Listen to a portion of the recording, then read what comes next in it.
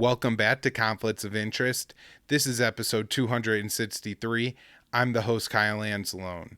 On today's show, I'm covering the war in Ukraine, and so if you would like to support the show, consider donating to the Libertarian Institute. Right now, we are holding a fundraiser, and donating helps to keep this show going. All the writing that I do for the Institute, you're helping to produce that by donating to the Institute, and when you do it right now, you're going to not only be able to double your donation through matching funds, and so it's a great way to make your donation count for as much as possible, but also you're going to have the opportunity to get a great kit back, like one of Scott Horton's books or something like that. So libertarianinstitute.org/donate to support the show. If you would like to follow the show, of course, it's hosted at the Institute. You can always find everything that I do at the Institute, but you can also find the show on the Libertarian Institute All podcast feed with the Scott Horton Show, Liberty Weekly, and other great podcasts.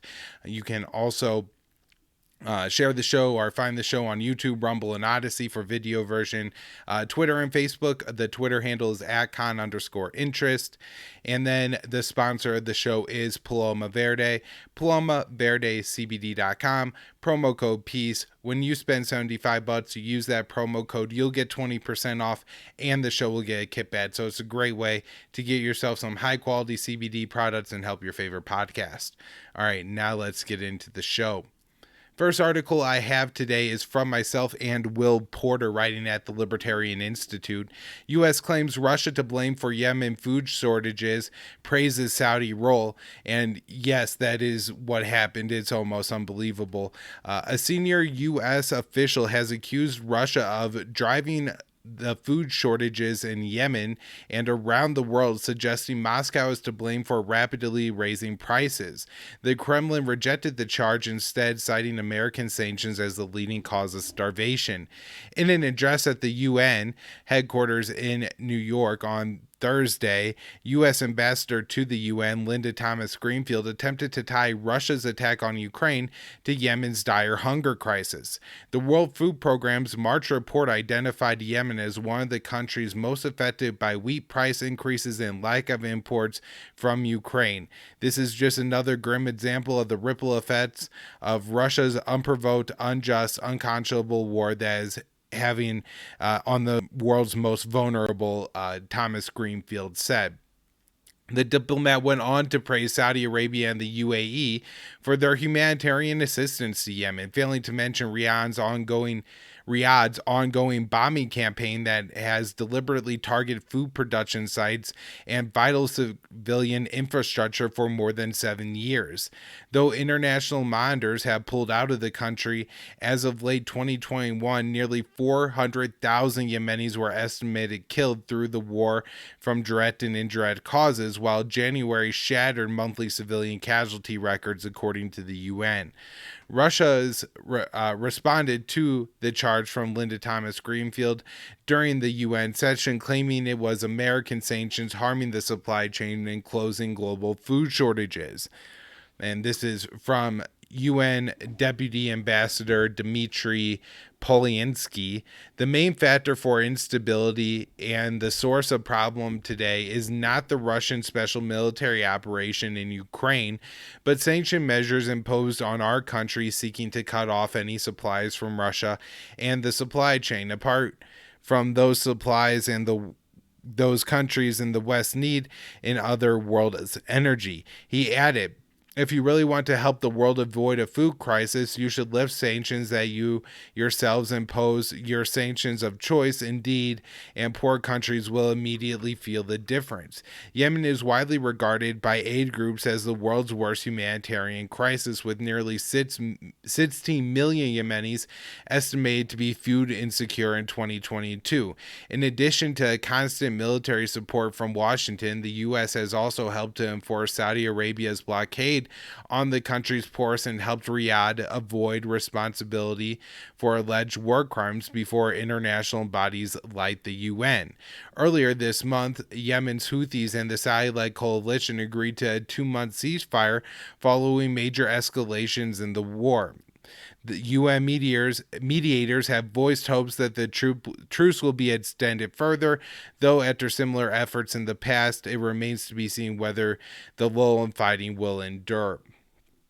So that is the article from myself and Will again, and I just want to get into and break this down a little bit more on the show, to point out how absurd that this is. That, not only are you blaming Russia, which there is a supply thing going on here, I'm sure, to some extent, where countries see that in the coming year there's likely going to be less grain planted in not only Ukraine, but also because of the sanctions on Russia, there may be some shipping issues and not as much of that grain is able to get out. And together, these two countries make up a huge chunk of, the global wheat, staple food kind of producers that there are.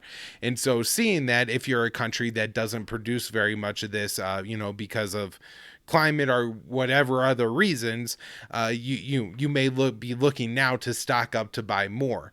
However, if you're looking at the actual effects of the war, other than, as things thaw in Ukraine right now, as we're approaching 2 months into this war, it is getting to the point where it is planting season in Ukraine, and so these kind of disruptions caused by the war are going to start to impact the amount of food that's going to be grown in the coming year. And like I said, with the U.S. sanctions on Russia, it's likely going to impact the amount of wheat that's on the global market in the coming year. And like, people see this and they start to plan ahead, and so I'm sure to some extent that is maybe a cause of some global increase, in shortage or price of food, just as more countries are looking to buy up, increase supply.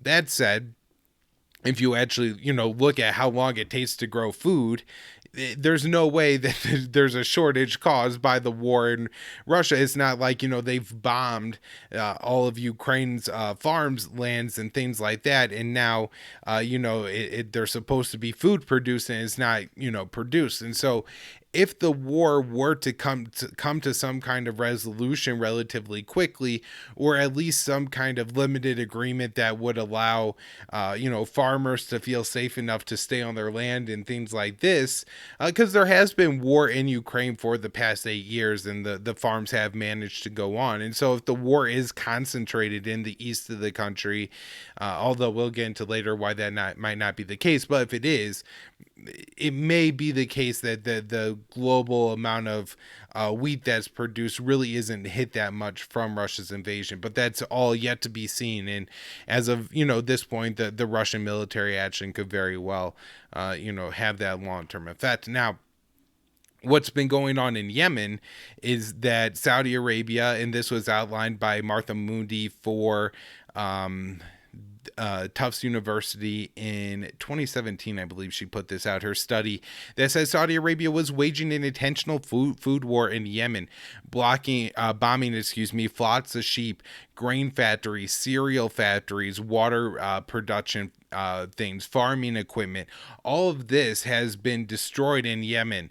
And so because of that, the Yemeni people aren't really producing that much or can't produce that much of their own food. Not to mention the country has been under a blockade for the past 7 years. And these are the real reasons why the Yemeni people are starving to death. When Russia invaded Ukraine, I really thought that this was one possible narrative that the U.S. government was trying to spin, but I thought it was almost too cynical, right? To take a war that America is responsible for, and you could blame our Saudi and Emirati allies as well, but in large, America is responsible for allowing the war in Yemen to go on for as long as it has. And now to spin what's going on there as it's Russia's problem, it is going to it's really disgusting, because it's going to allow in America, the propaganda spin is going to be now, oh, people are starving to death in Yemen and all these other countries because of Russia. And that really hasn't been the case. Now, I think with the Russian statement, they are mostly talking about like the sanctions on Russia and how this is going to impact shipping. And it may. And that, I think that is probably a better counter argument to what the U.S. is saying, that, oh, it's the disruptions caused by the Russian war, where Russia is going to say, no, it's the disruptions caused by U.S. sanctions and shipping. But if you look around the world and people who are starving to death, a lot of the times it is either because of U.S. sanctions or U.S. warfare. So you got the blockade plus the warfare in Yemen, you got the warfare in Somalia, you got the warfare in Libya, you have the sanctions and warfare in Syria, the sanctions in Iran, the sanctions in Venezuela, the sanctions in North Korea, Afghanistan, now the sanctions before the warfare. But all these things are starving people to death around the world. And for the U.S. to finally say, like, oh, there's a problem with global food shortages because of another country's war, and to not look inwards is just one of the more disgusting things. Now, moving on, and this is another piece of information on the whole, the U.S. wanted this war to happen, you know, a little bit more evidence, and this is by Ben Armbruster, writing at the Quincy Institute for Responsible Statecraft. Biden officials admit U.S. refused to address Ukraine and NATO before Russian invasion. And here Ben writes, a senior Biden administration official recently said prior to the Russian invasion of Ukraine, the United States made no effort to address one of Vladimir Putin's most often stated top security concerns, the possibility of Ukraine's membership into NATO. When asked on a podcast published Wednesday by War on the Rocks, a U.S. foreign and defense policy analyst website, whether NATO expansion into Ukraine was on the table in terms of negotiation before the invasion, Secretary before the day. All right, so this is the official is Derek Chollet, who is the Chancellor to Secretary of State Antony Blinken, replied, it wasn't. Chollet remains, Cholet's remarks confirmed suspicions by many critics who believe the Biden administration wasn't doing enough, including offering or delay Ukraine's NATO membership to prevent Russia from launching a war against Ukraine. We made clear to the Russians that we were willing to talk to them on issues that we thought were genuine concerns that they thought had legitimate in some way. I mean, arms control type of things, the official said, adding that the administration didn't think that the future of NATO was one of those issues and that its potential NATO membership was a non-issue. This is absurd. So, you know, in one sense, this is the JV foreign policy team from the Obama administration. You know, you don't even have John Kerry running around the State Department anymore. He's relegated to some climate change stuff. And now you got Antony Blinken and Victoria Nuland and people like that having much more prominent roles. Jake Sullivan, of course, is no longer National Security Advisor to the Vice President. He's National Security Advisor to the President. So a lot of the, you know, maybe more reasonable people, you know, and even that's a stretch to call them reasonable, being out of the administration, you know, you really are left with some not so bright, you know, very, you know, self-deluded people now in the Biden administration. Russia has been very clear that, you know, Ukrainian NATO membership was a red line for a long time. This is well known by CIA Director William Burns, who wrote the memo that WikiLeaks released that says net means net. And it was the Russian Foreign Minister Sergei Lavrov very articulately explaining to, I think, Burns, who was then U.S. ambassador to Russia, that, look, Ukrainian NATO membership is a red line. And, you know, the message that Burns relayed to the Washington was the Russians are 100% serious on this. And so for Burns to now occupy such a prominent position in the administration, and for the Biden administration to still have this bungled in such a way, is almost unfathomable, unless, you know, we are looking at a White House here that has somehow either Burns is just that much of a hat that always just says whatever his boss wants him to say. And so back in 2000 and I think 9 he wrote that memo, maybe it was a little bit later. That's what he thought his boss wanted to say. And now it's war with Russia, is good, and so he's, just going along with it. So it's really unbelievable. The other possibility here is that this official is just outright lying. He's saying here this was not about NATO, saying prep in perpetrating this totally unjustified and unprovoked war, Putin's goal was to try to divide the US and Europe and weaken NATO. Of course, Putin himself stated publicly many times before the invasion that indeed Ukraine's potential NATO membership was a key security concern of Russia. Weeks before Russia launched its war against Ukraine, Putin claimed that Russia's concerns about NATO enlargement were being ignored. We need to resolve this question now, and we hope very much that our concern will be heard by our partners and taken seriously.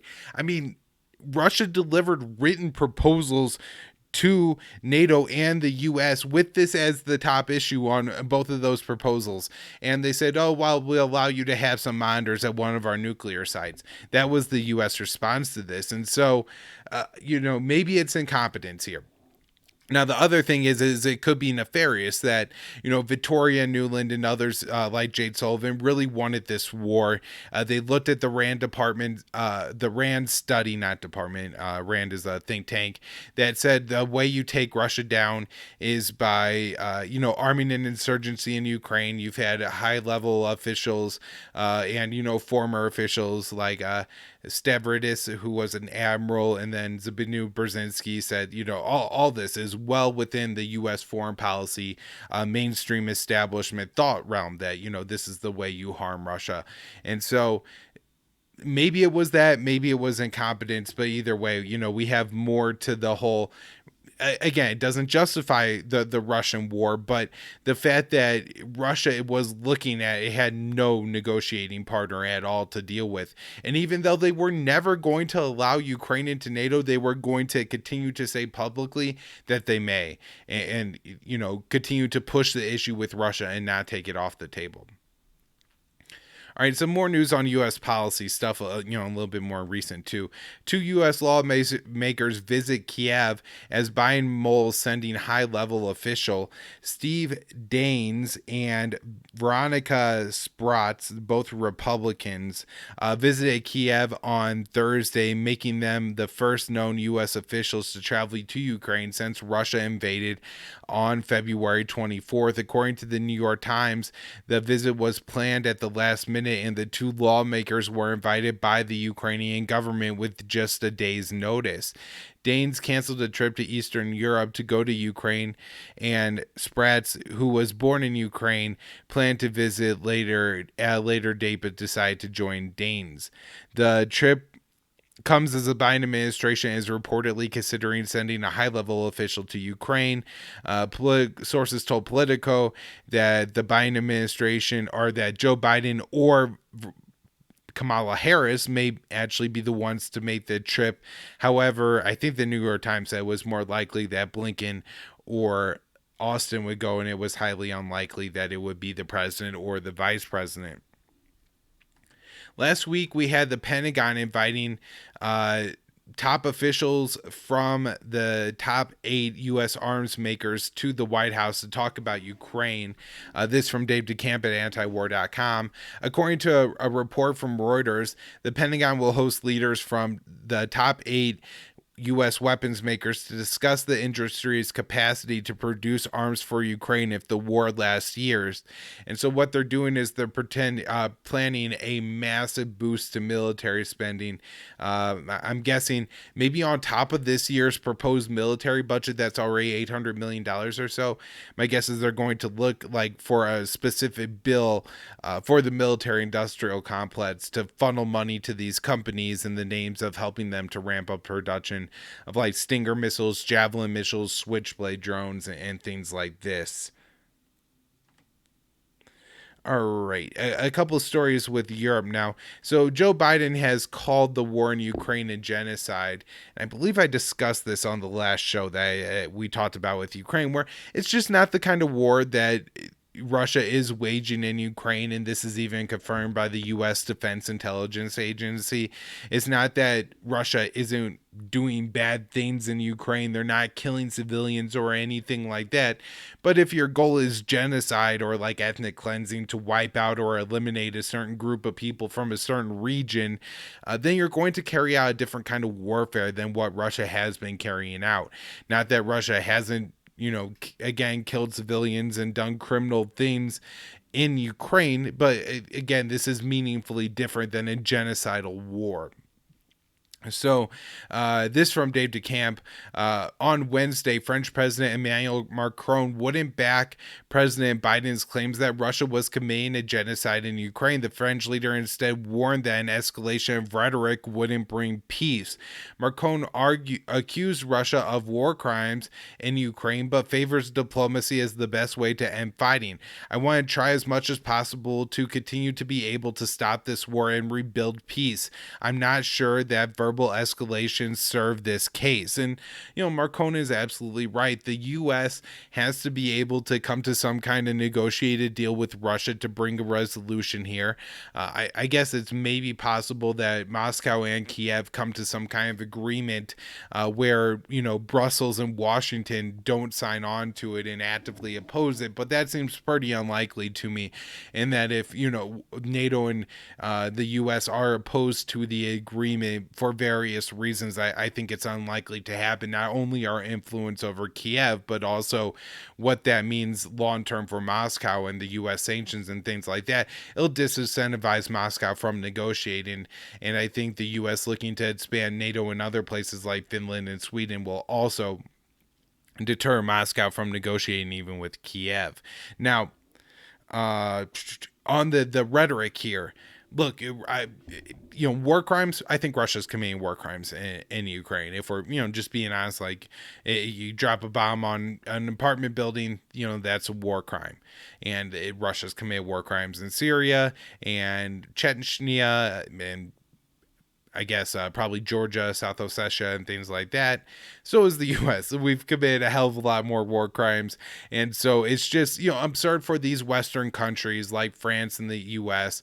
To be worried about the war crimes being committed by Russia when, our campaigns in Libya and Syria and Yemen and Iraq and Afghanistan are actively killing people, and a lot of times in war criminal acts too. It's, it's really not any better that the Kurds are killing people versus the Russian bad Donbass forces or things like that. And that's exactly what's happening in Syria or in Libya, wherever, thug of the hour that the U.S. and the French want to back, to try to seize power in Tripoli, which will never happen after the unseated Gaddafi. It's only going to cause more death and destruction. And yet, they're all concerned about the few thousand Ukrainian people that are dying when they won't even bother to, give some lip service to the millions, the massive pile of millions of bodies that the West has wrapped up in the past 20 years. It's just absurdly hypocritical. And, it makes it even harder to condemn Russia for what Russia is doing when the people leading the charge trying to condemn Russia are the biggest hypocrites, in the entire room. If there's a guy who beats his wife and everybody knows that she's constantly walking around with black eyes and things like that, and then some other guy screams at his wife, and the guy who beats his wife is the one that goes over and tries to beat up the guy for screaming at his wife and things like that, it's gonna make more people sympathetic to the guy who just verbally abused his wife, right? And that needs to be kind of the comparison that we're seeing here. If the U.S. government is condemning Russia, it just looks hypocritical and stupid, and it almost helps to give Russia cover for what they're doing in Ukraine, when it would be far easier to condemn if it wasn't so clear that the West was lined up and using those condemnations to further carry out their war in what they're trying to do in Ukraine with their insurgency policy. All right, Last article here on the Europeans, this from Dave DeCamp. European Union officials drafting phase plan to ban Russian oil. Despite Europe's heavy reliance on Russian energy, the EU officials are drafting up a plan to ban Russian oil, according to the New York Times. Last week, the EU announced a ban on Russian coal, which would be phased out by the European Union, by European countries over a 4-month period. EU officials and diplomats told the Times that the oil ban would also take a phased approach to give Germany and other countries that are more reliant on Russian energy time to find alternatives. And look, if you're doing this, they are, really talking about a multi-year campaign against Russia here. There's absolutely no doubt about it. If they really thought that this was going to come to an end sometime soon, then they wouldn't be making these long-term plans to get off of Russian oil. And also, if they completely, decouple their economies from Russia, then there's, really no or less of an incentive, an economic incentive to for Russia to negotiate on Ukraine to, come back into these economies and obviously profit as well. All right, now let's talk about some of the things going on in Ukraine, fighting, stuff like that. One overall picture I want to look at here is an article from myself and Will Porter yesterday at the Libertarian Institute. Zelensky says 3,000 troops killed since Russian invasion. As many as 3,000 Ukrainian soldiers have been killed since Russia invaded on February 24th, President Volodymyr Zelensky said, as the two sides continue to offer radically different casualty estimates. In an interview on with CNN on Friday, the Ukrainian head of state said between 2,500 and 3,000 service members have been killed over the course of the conflict. He added that 10,000 more have been injured and placed Russia's casualties at around 20,000. Moscow claims Kiev's losses are significantly greater, with Colonel General Sergei Rudsko estimating up to 14,000 killed and 16,000 wounded during a briefing late last month. In a more recent update issued on Friday, the Russian military outlined the number of Ukrainian vehicles and gear it claims to have destroyed, including 237 planes and helicopters, 2,213 tanks, nearly 500 drones, nearly 250 multiple rocket launcher systems. And Russia has similarly offered far lower figures for its own ranks, with Rudskoy acknowledging just over 13,000 deaths and some 3,800 injured. As of March 24th, 1 month into Moscow's special military operation, the NATO alliance estimated that 40,000 Russian soldiers have been taken off the battlefield, whether killed, captured, or wounded, with as many as 15,000 dead. While civilian fatalities have been difficult to tally amid the fighting, the United Nations reported a total of 1,932 non-combatants killed and over 2,500 injured earlier this week. The majority are believed to have occurred in the government-controlled territory, although 77 were in the breakaway Donetsk and Luhansk regions. Artillery shells, airdropped munitions, and MRLS platforms continue to be the deadliest weapons on the battlefield, the UN said. It's unsurprising that the casualty counts vary so drastically as Ukraine, Russia, and Western powers each engage in their own propaganda campaigns. In comments to NBC last week, unnamed U.S. officials said the Joe Biden administration is deploying declassified intelligence as a part of an information war against Russia, even when such information isn't rock solid. Both Moscow and Kiev have been even more explicit in their efforts, with both banning a number of media outlets and political parties at home, while Russia has threatened harsh prison sentences for anti-war activists. And so, look, I'm not saying that only 3,000 Ukrainian soldiers have died. I'm not saying that Russia is right, 14,000 Ukrainian soldiers have died. My guess would be that the Ukrainian number presents the minimum boundary and the Russian number presents the maximum boundary. But as always, the likely number is somewhere in the middle. I would guess it's probably under 10,000, but this is just kind of guessing from the again what the Ukrainian government is saying versus what the Russian government is saying versus the number of civilians that are dead, and just the amount of destroyed equipment and everything like that, and also understanding that Ukraine is a country with a lot of modern medical facilities, and while some have been damaged, especially in areas like Mariupol, in other areas, I wouldn't be surprised that there's a lot of soldiers that in almost any other war would have been killed, but because the hospital access and modern medicine and everything like that are able to quickly get care and able to survive even serious injuries. But I could be entirely wrong about that last thing, and it could really make my estimate too low. Same thing on the Russian side. The 1,300 is the absolute minimum, and the NATO number seems absurd to me, way too high. I would guess it's lower and closer to the Russian estimate. I would guess that a country isn't going to take that many more soldier deaths than they are going to inflict civilian deaths. And so if, the Russian have lost like 15,000 soldiers, it would surprise me that the civilian casualty count would then be as low as it is, at about 2,000 according to the UN.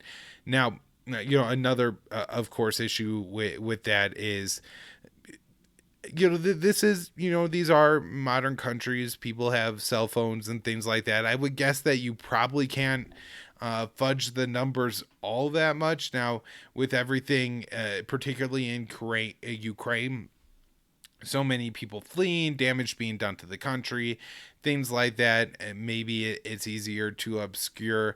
But from the Russian perspective, I would imagine that people would expect some kind of count. Maybe not. Maybe they have none.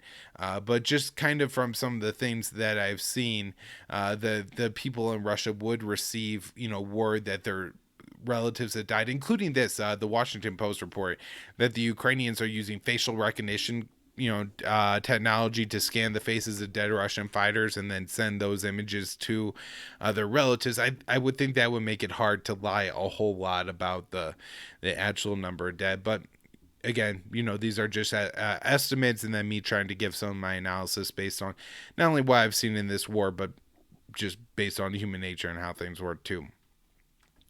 All right, when it comes to talks, got some bad news here from Dave DeCamp. Putin says Ukraine talks at a dead end, vows to complete goals of war. Russian President Vladimir Putin said Tuesday, and this was almost a week from now, a week ago, that peace talks with Ukraine were at a dead end and vowed to continue the war in Ukraine until Russia's goals were complete.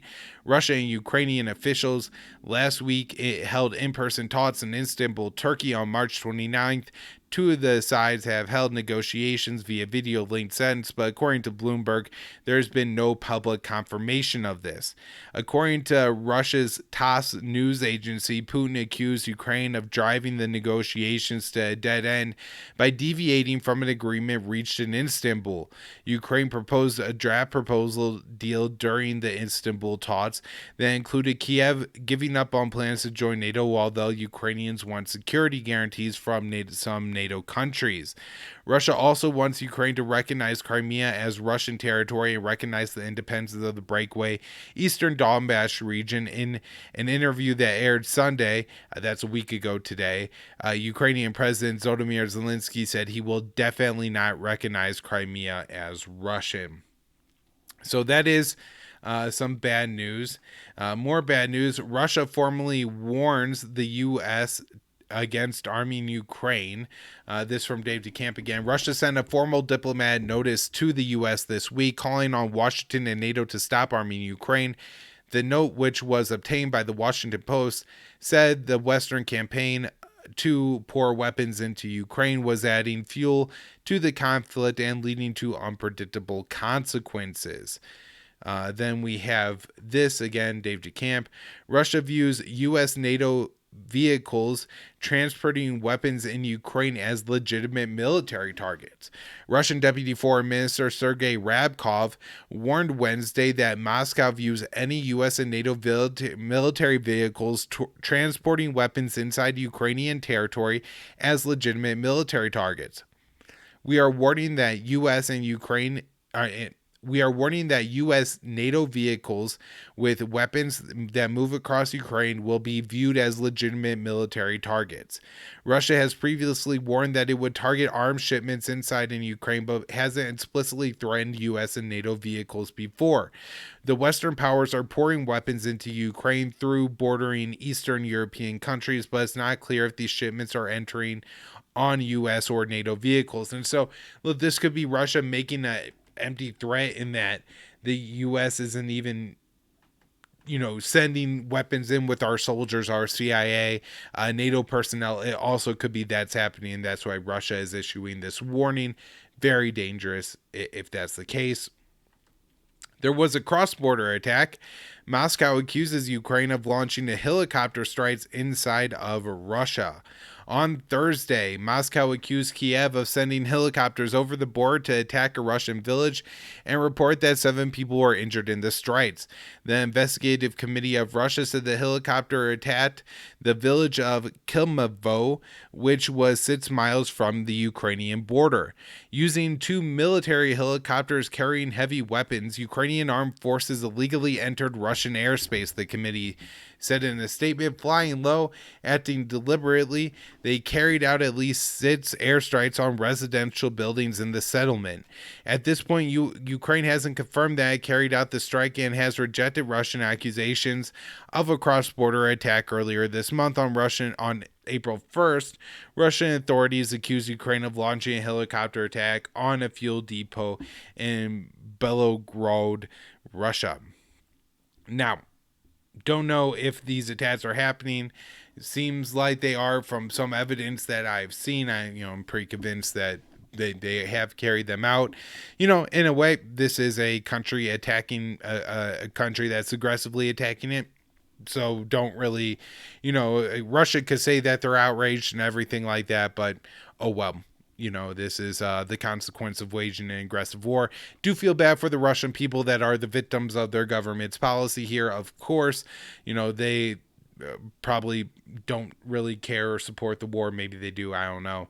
But they could just be innocent people going about their lives with no strong feelings or even anti-war positions, and they end up being killed in these Ukrainian attacks. But at the same time, it is a result of the Russian government's actions, just like the Houthi carrying out some kind of attack against Saudi Arabia and Yemen. Now, with that said, the danger here is, of course, that these weapons are from Western sources, and then you have Western weapons being used to attack Russia proper, which I think is extremely dangerous.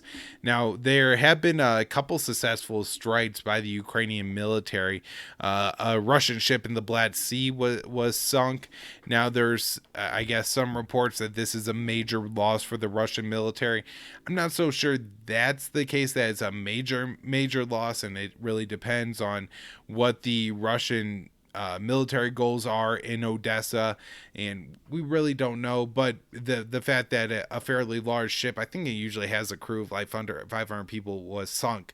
Now, I don't think that this was like, something hit it and immediately went up. I'm not sure that we could say all 500, or even I don't know how many people died in this attack. I think they were towing it when it actually some ammo depot exploded and that sunk. Ended up sinking the ship, but there could have, most of, or if all the crew was off the ship by that point. Of course, losing an advanced ship like that will certain amount of money. It did have a military role in this war, and so that will be something that Russia has to make up for. The Russian military, or Navy particularly, isn't that extensive. It's not like the U.S. where we have just ships and ships and ships for every last purpose. And so that there may not be a one-to-one. We could easily move this ship from this region to that one for Moscow. But at the same time, my guess is with the military capabilities that Russia has versus what they've continued to use in Ukraine, they will find some way to offset from this loss.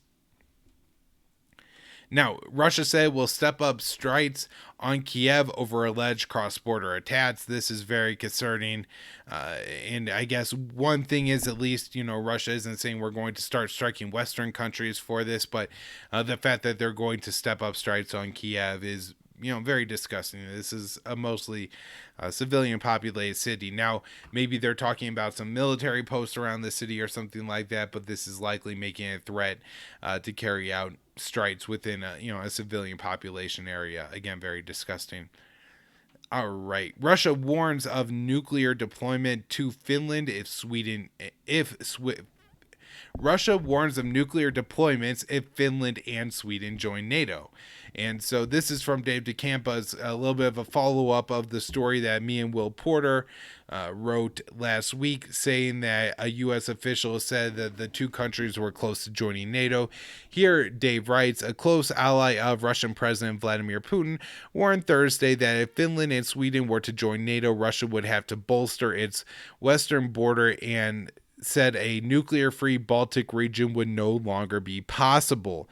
If Sweden and Finland join NATO, the length of the alliance's border with the Russian Federation will more than double. Naturally, these borders will have strengthened, and as Dmitry Medvedev, the deputy chairman of Russia's Security Council, who served as Russia's president from 2008 to 2012, said. Finland shares an 800-mile border with Russia, and if admitted to NATO, Medvedev said Moscow would significantly bolster its forces in the Gulf of Finland, the easternmost part of the Baltic Sea. So this is, a serious escalation being talked about here. And the last article that I have is Zelensky says the world should be concerned that Russia will use nuclear weapons. And in some sense, this is one of the things that Zelensky is right about, in some that is wrong. I don't think we really have to worry that there's going to be a nuclear battlefield in Ukraine. If you look at where Ukraine is and how nuclear weapons work, maybe there is some like battlefield nukes that could be deployed to eastern Ukraine that wouldn't or western Ukraine that wouldn't have a massive impact on Russia's climate, but my guess is any nuclear weapon used in Ukraine would have a pretty large impact on Russia, and so they would be very, very unlikely to do it. Now, it is a core security concern of Russia, and it's not impossible that one day we could be discussing this, but I think if we're looking at nuclear conflict, the bigger picture is really the U.S. versus Russia, not Russia dropping a nuke on Ukraine. All right, that's where I'm wrapping up the show for today.